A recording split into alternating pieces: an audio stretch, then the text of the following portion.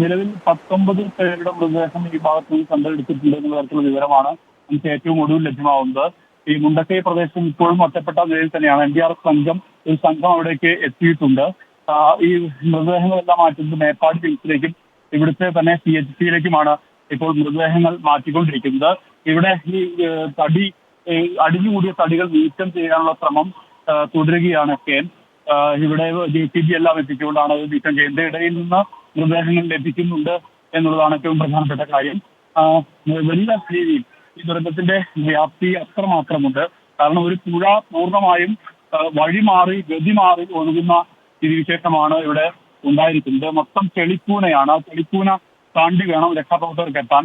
മാത്രമല്ല ആരൊക്കെ കുടുങ്ങിയിട്ടുണ്ട്, ഇനിയും വീടിനകത്ത് ആരൊക്കെ കുടുങ്ങിയിട്ടുണ്ടെന്ന് വിവരം അറിയാൻ ഇതുവരെ പൂർണ്ണമായും കഴിഞ്ഞിട്ടില്ല. ഓരോ വീടുകളിലും NDRF സംഘവും അതോടൊപ്പം തന്നെ സന്നദ്ധ സേവന രംഗത്തുള്ള വിവിധ സംഘടനകളുടെ പ്രവർത്തകരും എല്ലാ ജനപ്രതിനിധികളും ഉൾപ്പെടെയുള്ള ആളുകൾ ഇവിടെ സേവന പ്രവർത്തനം നടത്തുന്നുണ്ട്. അവരുടെ നേതൃത്വത്തിൽ അത്തരം പരിശോധനകൾ ഇവിടെ നടത്തി വരികയാണ്. NDRF മാത്രമല്ല, ഫയർഫോഴ്സ്, പോലീസ്, മറ്റ് സംവിധാനങ്ങൾ, അതായത് വിവിധ തരത്തിലുള്ള സന്നദ്ധ സംഘടനകൾ അവരുടെ നേതൃത്വത്തിലാണ് രക്ഷാപ്രവർത്തനം ഇപ്പോഴും തുടരുന്നത്. പുഴ ഇപ്പോഴും ഗതി മാറി വളരെ കുത്തൊഴുക്കാണ് ഇപ്പോൾ നടന്നുകൊണ്ടിരിക്കുന്നത് എന്നുള്ളതാണ്.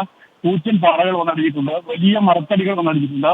അത്തരത്തിൽ വലിയ രീതിയിൽ ഒരു ദുരന്തം തന്നെയാണ് സംഭവിച്ചിട്ടുള്ളത്. മാത്രമല്ല വീടുകൾ എല്ലാം തന്നെ ചിതറിയ നിലയിലാണ്. കാരണം റോഡും അതോടൊപ്പം തന്നെ കെട്ടിടങ്ങളും എല്ലാം തന്നെ തകർന്ന് തരിപ്പണമായ നിലയിലാണ്. കൂടുതൽ ഈ മരം ഏർന്നെടുക്കുന്ന യന്ത്രം ഉപയോഗിച്ചുകൊണ്ട് കൂടുതൽ യന്ത്രങ്ങൾ എത്തിച്ചുകൊണ്ട് അത് മരങ്ങൾ മുറിച്ച് അറുത്തു നീക്കുന്ന നടപടിയാണ് ഇപ്പോൾ ഇവിടെ പുരോഗമിച്ചുകൊണ്ടിരിക്കുന്നത്. മഴ പെയ്യുന്നുണ്ട് എന്നുള്ളതും ഈ രക്ഷാപ്രവർത്തന ദൗത്യത്തിന് വലിയ വെല്ലുവിളിയാണ്. ആളുകൾ കുടുങ്ങി നിൽക്കുന്ന അവസ്ഥയുണ്ട്. മുണ്ടക്കൈ ഭാഗത്താണ് ഇതിന്റെ ഏറ്റവും രൂക്ഷമായ സ്ഥിതി